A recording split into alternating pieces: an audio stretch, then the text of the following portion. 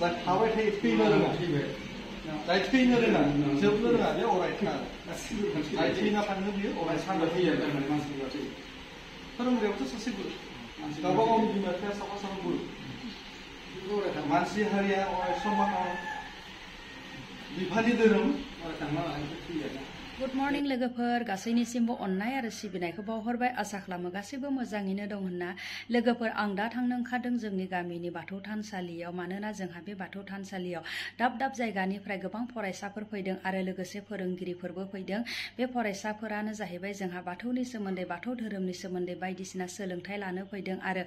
सोलोंनो फैदों आरो फोरोंगिरिफोरबो फैदों फोरोंनो थाखाय बाथौनि सोमोन्दै बाथौ धोरोमनि सोमोन्दै बावनाय थिनाय बायदिसिना सोमोन्दै सोलोंनो थाखाय दाब दाब जायगानिफ्राय फरायसाफोर फैदों आरो लोगोसे फोरोंगिरिफोरबो फैदों बेखौनो फोरोंगासिनो दङ आरो सोलोंथाइ होगासिनो दङ आं दा बेखौनो एसे भिडिअनि गेजेरजों देखायलांनोसै आसा खालामो भिडिअखौ जोबजासिम नायगोन ना आरो एसे बुजिगोन ना गासैबो सोरबा जुदिसो मिन्थिनो गोनां दङब्ला बेनि सोमोन्दै बे भिडिअनि गेजेरजोंनो मिथिलांनो हागोन आङो बेखौनो देखायलांनोसै आसा खालामो भिडिअखौ जोबजासिम नायगोन ना आं दा थांनो ओंखारबाय लोगोफोर सनितपुर जिल्ला दुलाराय बाथौ गौथुमनिफ्राय राङापारा जौमा फरायसालिनि जा ब्रैथि सेमिस्टारनि फरायसालिफोरनि जा इन्टार्नशिप बे इन्टार्नशिपआव धोरोमारि फिल'सफिखौ लानानै जा बिथांमोननि रोंनो थाखाय नाजानाय बे हिसाबै जों बिथांमोननो बाथौ धोरोमनि सोमोन्दै फोरोंनाय जादों बेयाव सनितपुर जिल्ला दुलाराय बाथौ गौथुमनिफ्राय जोङो साफा सायख'जानाय फोरोंगिरि हिसाबै जों दा फरायसा गथ'फोरखौ धोरोमनि जा आसार खान्थिफोर दं बाथौ धोरोमनि नेमखान्थिफोर दं बेफोरनि सायाव जों सावरायलायनानै मिथिहोदों आरो बेनो दा जोङो जिल्ला गौथुमनि जानानै साफा धोरोमनि बे जा इन्टार्नशिपनि जा फोरोंथाइ होनांगौ बे साफा फोरोंगिरि जानानै जों बेयाव बाहागो लादों आरो दा बे जाबाय सनास्रि थानसालि खेलामारा बिहारनि सिङाव बियो दा जों फैनाया जाबाय जों गुबुननिफ्राय फैदों बिथां सारा जाबाय सनितपुर जिल्ला दुलाराय बाथौ गौथुमनि बारग' आफादगिरि आरो दानि बोसोनगिरि नलिन बसुमतारी बिथाङा सासे फोरोंगिरि गोलैदों बेयाव बिथाङा जाबाय जोंनि साकेलाजुलि बियाबनि बेयाव थानाय हाजोगुदि गामिनि सासे आसारि नाथाय दिनै आसारिनि बेसन नङा जोङो फोरोंगिरि जिल्लाजों सायख'जानाय फोरोंगिरि नङाबाबो फोरोंगिरिनि बिबानखौ लानो हायो माखासे जोंजोंनो सरजाबनानै माखासे फोरोंथाइ होनायाव बाहागो लाफादों बिथाङा आरो लोगोसे आं जाबाय सनितपुर जिल्ला दुलाराय बाथौ गौथुमनि लोगो नेहाथारि जोंसार खाख्लारि आरो आंना बियाबा साकेलाजुलि बियाब दुलाराय बाथौ गौथुमनि गाहाय आफादगिरि थेंक इउ स' माच खुलुमबाय गोजोननाय थाबाय आरो बिथिं जोंहा फरायसाफ्रा बहानिफ्राय खोन्थालांदो सासे सिनायथि होलांदो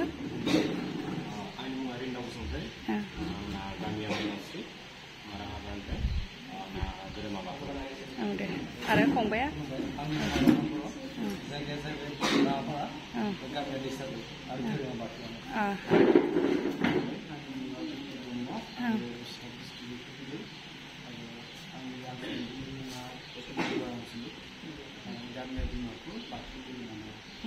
आरो बिथिं सिस्टार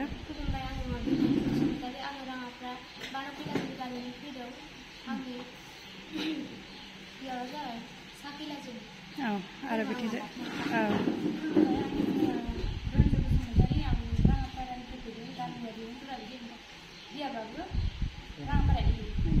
गोजोननाय थाबाय आरो बिथिंजाय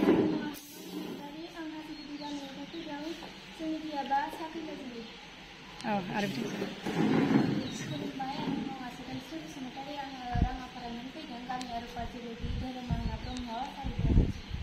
दे गोजोननाय थाबाय दे गासैनिसिमबो आरो बिथिं जोंहा सार सासे सफैलायबाय खुलुमबाय सोरबा सासे फोरोंगिरि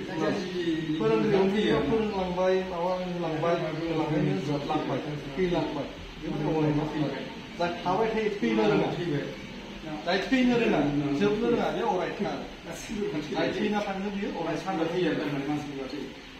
फोरोंग्रायाबोथ' सासे गुरु गावबा गावनि बिमा बिफाया साफा गुरु मानसि हारिया अराय समान बिफानि धोरोम बेखौबो आं सरजाबलांसै बिफानि धोरोम आरो हिनजाव मानसिफ्रा फिसायनि धोरोमखौ फालिथारनांगौ बिफानि धोरोम सानि गासै गथ'फ्रानि फालिगोन बिफानि मावलांनाय मानाय मा मावनाय बेथ' गियान होलांगोन बेखौसो मावालाय बोरै जानो बेखौसो मावथारनो गोनां जायो ओमफ्राय हिनजावफ्रा साइनि दिनै हाबा जानानै खम मोनो बा बाथौ अबावबा फिसाया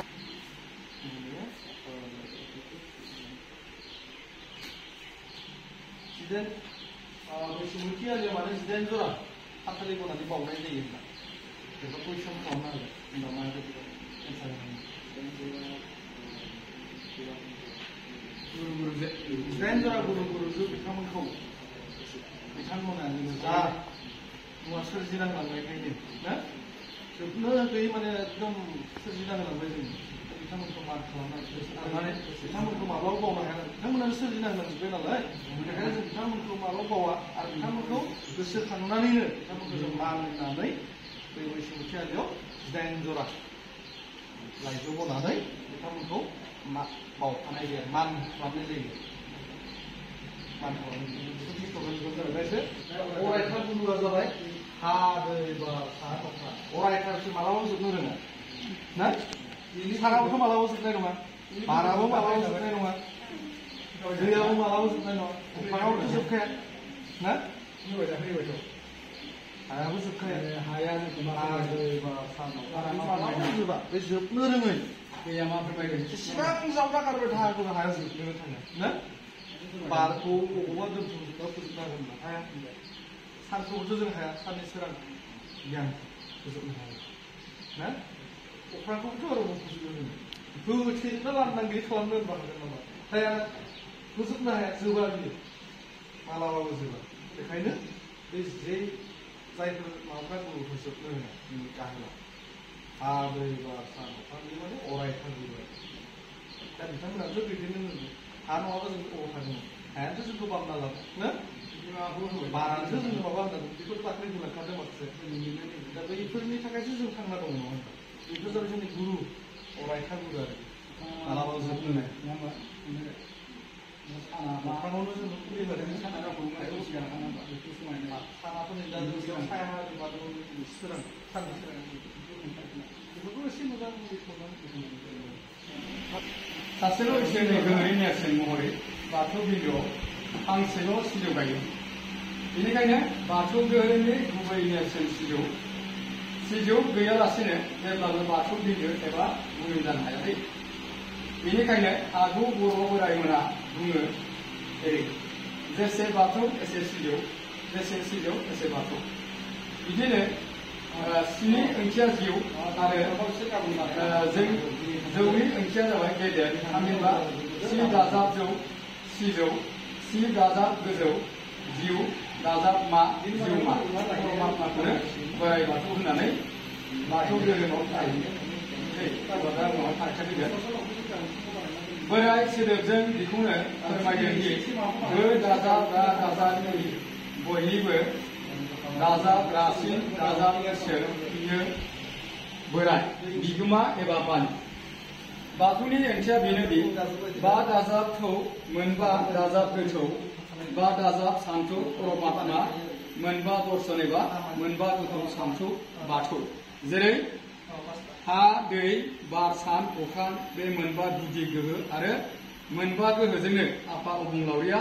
मुलुग एबा बुहुम बिराट नाथा एबा बिश्व ब्रह्माण्डखौ सोरजिदों बे मोनबा गोहोखौ हिन्दु धोरोमाव पन्चतत्व जों फोरमायदों